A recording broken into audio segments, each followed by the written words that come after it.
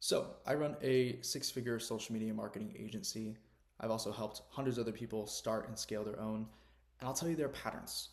There are things that people do that keep them stuck, that keep them from getting this business to work for them. And there are things that my best clients do, people who are making 10, 20, 30, 40, 50K a month. They do these things and they don't do everything perfectly, but because they do these three things right, all of their mistakes don't matter. There are really patterns to this stuff. There's a science to this stuff. So in this video, I'm going to talk about why some agency owners stay stuck, at zero or maybe a couple clients and they never really get this business to work for them, and why some people are able to take the agency to 10, 20, 30K months. This is going to be helpful if you're starting, taking a break, or you're already scaling. I'm going to talk about the things that you need to make sure you've got aligned if you really want to scale, and the things that you might be missing if you're struggling to scale. I promise it's not going to be like generic things. It's not going to be mindset stuff. I'm going to break down first what doesn't matter, because there's a lot of things that people they focus on way too much and this keeps them stuck. And then I'll talk about the three things that I see matter the most and how you can actually tactically make sure that you're doing all three. So let's talk about the things that don't matter. The first thing is how much you work. I will never give anyone the advice of, if I'm struggling to scale my business, just work harder. I don't like that idea. Like, if what you're doing isn't yielding you fruit to begin with, doing more of what's already not working does not make sense. An agency is not a business that you should be spending 12 hours a day running. Like, in my busiest seasons, I haven't had, 12-hour day, 12-hour day, 12-hour day. I'll have seasons and I'll have times where like the business needs more work. I don't want to make it sound like I don't work on the business at all. There are definitely seasons where I'm doing longer days, but if you're not scaling, it's probably not because you need to work more or you need to work harder. It's more likely that you need to just have your work be more efficient. You need to do better things. I like this idea of the Pareto principle, the 80-20 rule, this idea that 20% of the inputs give you 80% of the outputs. And then there's this idea of, if you take the Pareto principle and apply it to itself, 20% of the 20%, 4% of the inputs gives you 80% of the 80%, 64% of the outputs. That being, in 2 weeks, if you work 100 hours, there's going to be 4 hours in 2 weeks that drive most of the results that you get. That's how I like to think about the business. It's a cash flow business. It's not a business that you should be spending all day doing. So it's never that you should be working harder. Sometimes it's you should be spending more outreach, but it's not necessarily work more. The second thing that doesn't matter is whether you're an introvert or an extrovert, or like what kind of person you are. I would consider myself more of an introvert. I have a lot of my best clients who are more extroverted, a lot who are more introverted. There's no real patterns that I see with personality aside of someone who can sit down and actually commit to doing the business for long enough. I started 9 businesses before starting my agency. So I did everything. I did drop shipping, affiliate marketing, day trading, a bunch of other weird businesses. I did everything. And none of them really worked for me. And the only reason the agency actually took off for me wasn't because it's like an objectively better model or anything like that. People make money with all of those models. The reason that this one was the one that worked for me was because this was the one that I sat down and said, I'm just going to be too stupid to quit. Like, this is the one that I'm going to do. And regardless of how long it takes, I'm going to commit to it. So that's the only personality trait I would say has any impact on you getting results with an agency, is you being willing to say, hey, I'm going to like put on my blinders here and just focus on this thing for like minimum 6 months. The last thing that doesn't matter is experience. I don't have a formal marketing background. This is a political science degree in the background. I don't have any sort of formal marketing background. I've never worked in an agency. I've never worked in a marketing job. I don't have anything like that.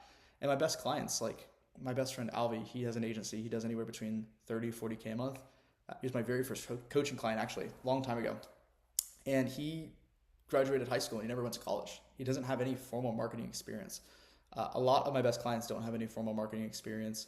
There's one industry that I think does help a little bit, and that would be sales. I think if you know how to do sales, you already understand deeply the principles of running an agency and communication, and that's most of what my day to day is.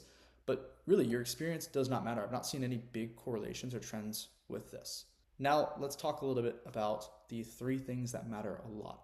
And if you get these 3 things right, you can make every other mistake in the book. It doesn't matter. You'll still make money. That's why I love the agency model. You don't have to be perfect.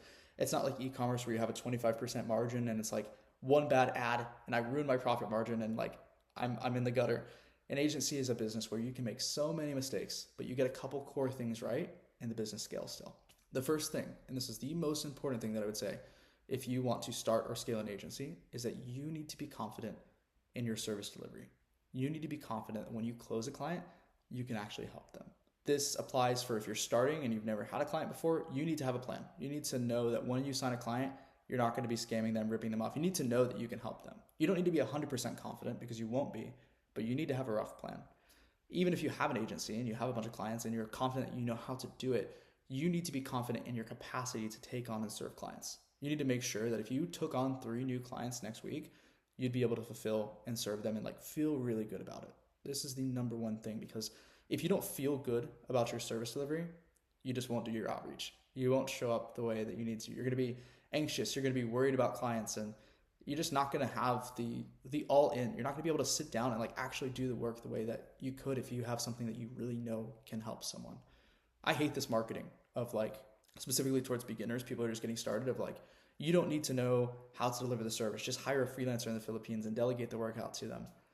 Basically drop servicing, right? I hate that. I've really never seen anyone scale with that because they just don't know enough to be able to confidently sell it or train that team member or have conversations with their clients. I'm not saying you need to be an expert to start offering these services as a freelancer or agency, but you need to know enough about this. And if you don't feel like you know enough about this, I'll talk about both situations, if you're just getting started and if you're scaling. If you don't know enough to feel like you can help your clients, then sit down and build out a 3-step roadmap of what you're going to do when a client comes on board and how it helps them accomplish this transformation. I call this a transformation offer. I do this with every single one of my coaching clients. We make sure that they're 100% clear on what they actually need to do when a client comes on board so that they can confidently sell. So if you are getting started, just build out a 3-step client growth thesis or roadmap that you can, explain to the client, you can have for yourself. It's more so for you, so you know what you need to do. If you have that, you'll feel way more confident. If you have an agency and you know how to deliver services, but you're just not confident that you can scale it, you just feel like, I can't take on 3 more clients, then you need to build what we call a low delivery model. You need to make sure that you've got a client education process that makes your clients super easy to work with. This is something we talk more about on this channel. I'm not going to go super in depth here, but there's some fulfillment stuff you need to do. And you need to constantly keep an eye on how you feel about helping clients. I want you to build a product-first business, because you build a product-first business, you build something that actually helps people, something that's easy to sell, something that keeps your clients on long-term, something you're motivated to work on. This is the number one thing to do. You need to make sure that you're confident in your service delivery. The second thing you need to do to make sure that you can scale your business is you need to make deep work a priority. This is something I actually learned from my friend Ross. We were in Spain together. We went and we stayed in Spain for a couple weeks. Ross was actually only there on the last day, but Ross gets up every morning and he dedicates the first 3 or 4 hours of his day to just proactive work. And it's a hard rule for him. He won't take calls here. He won't make exceptions for this. He always, every single day, has time set aside to work in his business. Really, scaling is a question of resource allocation if you want to get technical with it. It's how do I spend my time? How much time do I put into certain different things? Most agency owners or people who are struggling to start or scale, they just aren't working on the right things enough.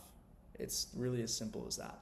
And a good way to make sure that you'll just eventually even stumble on the right thing to work on is have dedicated time every single day to work on the business rather than in the business. This is a bit of a more generic point, but this is a principle that I apply inside of my own life. This is something that I make sure all of our clients do, is we need to have a sacred deep work block every single day, ideally working on a core constraint. And a core constraint is just, what's the one thing that would help my business grow more than anything else. If you're not familiar with that, it's called theory of constraints. It's this idea that there's one thing that's most worth doing, because at any given time, your business has a dozen different things you can do.